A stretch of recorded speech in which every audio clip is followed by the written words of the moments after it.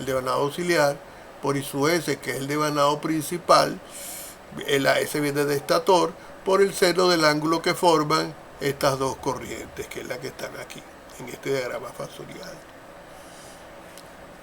Bien, esto es nada más para el caso en el momento del rotor bloqueado. Cuando el rotor comienza a girar, se inducen las tensiones en los conductores y el rotor empieza a ir acelerando, persiguiendo ese campo rotante que se produjo por estas dos bobinas. Este es el devanado auxiliar que está aquí y este es el devanado principal. ¿Bien? Normalmente, en la medida en que esto va acelerando, esto tiene un interruptor centrífugo. Un interruptor centrífugo es que a una determinada velocidad él va a abrir. Esto no es un condensador, esto es un contactor. Y entonces cuando esto vaya girando, cuando llegue a una determinada velocidad, esto abre y se desconecta el devanado auxiliar. En algunos tipos de motores no se desconecta todo el devanado auxiliar, sino se desconecta parte del devanado auxiliar. Vamos a ver un ejemplo de esta situación, ¿no? Tenemos un motor de fase partida, así les dicen, motores de fase partida, que tiene una capacidad nominal de 1/4 HP. Normalmente estos motores funcionan con fracciones de HP, que corresponde a 187 vatios. Su velocidad es 1725 RPM, esta es la tensión de trabajo, los 60 Hz. Cuando el rotor se bloquea, igualito que fue la prueba que le hicimos a los motores sincrónicos, y se hace esta prueba con un voltaje reducido, se encuentra lo siguiente. Los voltajes en los devanados de 23 volts. Recuerden que estos dos devanados están en paralelo. La corriente en el devanado principal es 4 amperes, la corriente en el auxiliar es 1,5 amperes, la potencia activa en el devanado principal es 60 vatios y en el devanado auxiliar 30 vatios. ¿Y qué nos pide? Que calculemos la corriente auxiliar y la corriente en el estator. Nos están pidiendo las corrientes en cada uno de esos lados. Bien. También nos piden el ángulo de fase entre ellas y nos piden la corriente del rotor que es absorbida cuando el rotor es bloqueado. Bien, entonces vamos al primer caso. Queremos determinar el ángulo de esto. Como hicieron esta prueba, nosotros podemos con esta prueba calcular varias cosas. La tensión fue 23 volts y la corriente, estamos hablando del devanado principal, 4 amperes. Yo puedo calcular la potencia aparente, que es E por I, porque estamos trabajando con corriente continua. Eso da 92 volt-ampere. El factor de potencia es el cociente entre la potencia, que ya nos dijeron que había sido 60, entre lo que acabamos de calcular, que es S. Eso nos da que el factor de potencia es 0,65 en atraso. Eso corresponde a un ángulo de 49,6. Recuerden que está en atraso. ¿Por qué en atraso? Porque esas son bobinas. Una vez que conocemos eso, nosotros podemos también calcular la potencia aparente para el caso del devanado auxiliar. También es la misma ecuación, solo que ahora lo que hay es que multiplicar el 23, pero el 23 por la corriente de él, que es 1,5. Bien, eso da 34,5. Puedes calcular el factor de potencia, que es 0,87, que corresponde a 29,6 grados. Bueno, si despejan los dos ángulos, le da el ángulo de diferencia entre las dos corrientes, que en este caso es 20 grados. Para calcular la corriente de la línea, la total, ya tenemos la potencia que consume el motor, que es 90 vatios, pero nos falta la potencia reactiva. La potencia reactiva, ustedes se recordarán que cuando tienen tienen el factor de potencia y tienen la potencia, ustedes pueden calcular la potencia reactiva. Calculan la potencia reactiva y eso da 86,7 volt-ampere reactivo.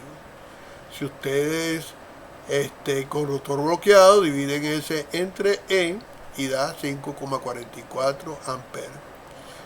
Y la tensión nominal es igual a la tensión del rotor bloqueado, que es 115 entre 23, que eso da 24,2.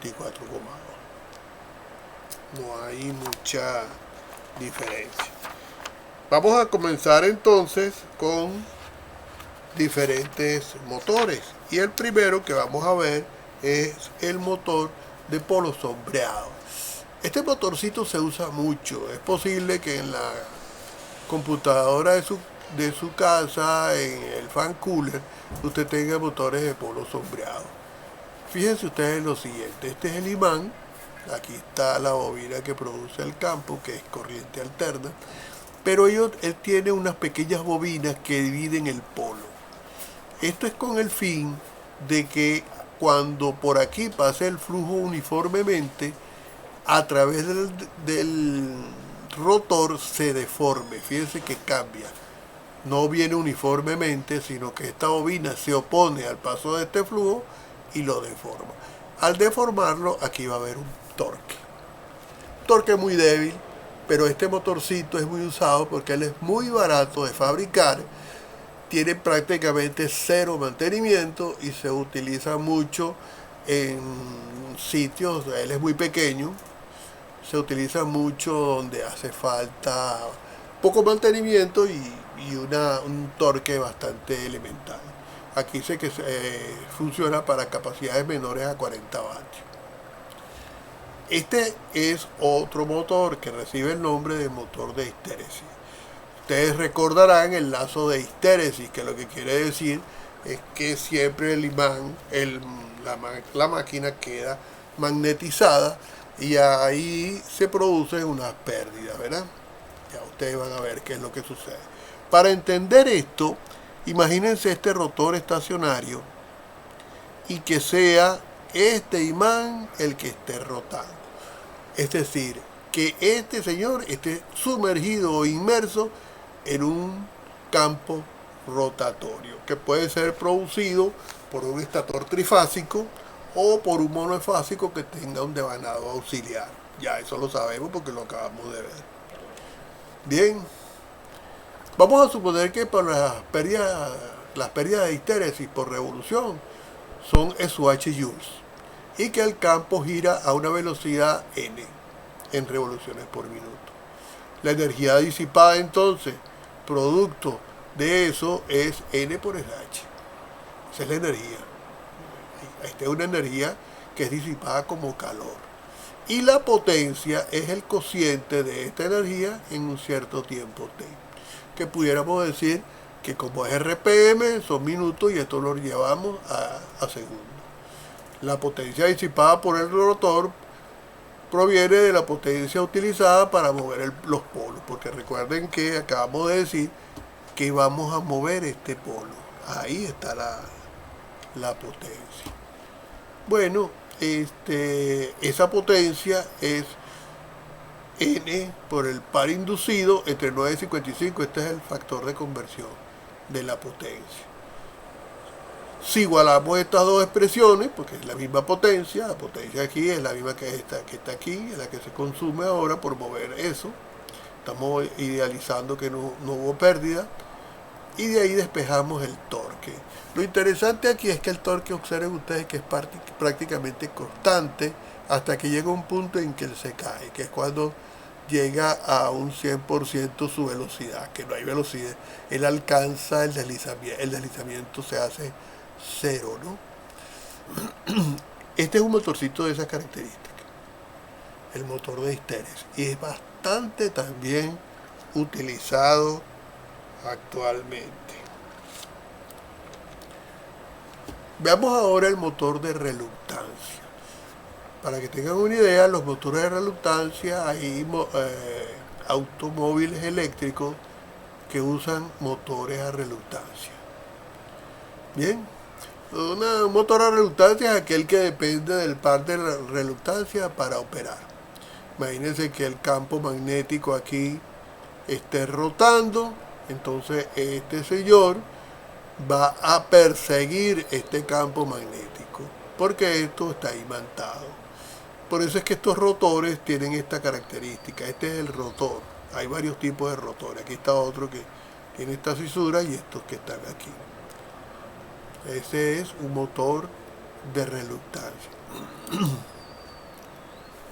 Otro motor estrella es el motor paso a paso. Este se utiliza mucho en las industrias cuando usted quiere que el motor dé pasos discretos. Un ejemplo de ello es la impresora de su casa. Ustedes verán que la impresora se mueve con pasos discretos, ¿verdad? Puede ser un motor paso a paso. También puede ser un motor a reluctancia. Bien, estos motores son diseñados, como ya acabo de decirlo, para moverse pasos discretos. Por ejemplo, cuando yo hago pasar una corriente en este sentido, están los dos alineados, versus R y el rotor, que es un imán, están alineados, ¿verdad? Pero si entonces yo ahora con un control de pulsos cambio y sea esta la bobina que tenga corriente y las demás valgan cero, al alinearse él va a girar y va a quedar en esto. En este caso él se desplaza como 60 grados más o menos. Bien, 60 grados. Esta misma situación podemos generalizarla. Tenemos aquí, señor es el rotor, que es un imán, y hay 3 bobinas que van a empezar a mover esto, ¿no? Entonces tenemos la bobina A, la bobina B y la bobina C. Bien, las 3 bobinas. Entonces aquí está un control que es como una especie de reloj que va contando el pulso, ¿no? Entonces los valores de la fase y el número de polos activados. Entonces primero le dan tensión a la bobina A, que era cuando estábamos aquí, y las demás están en cero. El segundo paso, esta es menos BCD porque aquí se invirtió el sentido para que cayera en esta dirección. Luego el tercer pulso es aquí, en la tercera bobina, y entonces él va girando pasos discretos de acuerdo a la instrucción que le dé este control de pulso. Esto es muy usado en la parte de robótica también. Y bueno, amigos, hemos llegado al final. Que estén bien. Hasta luego.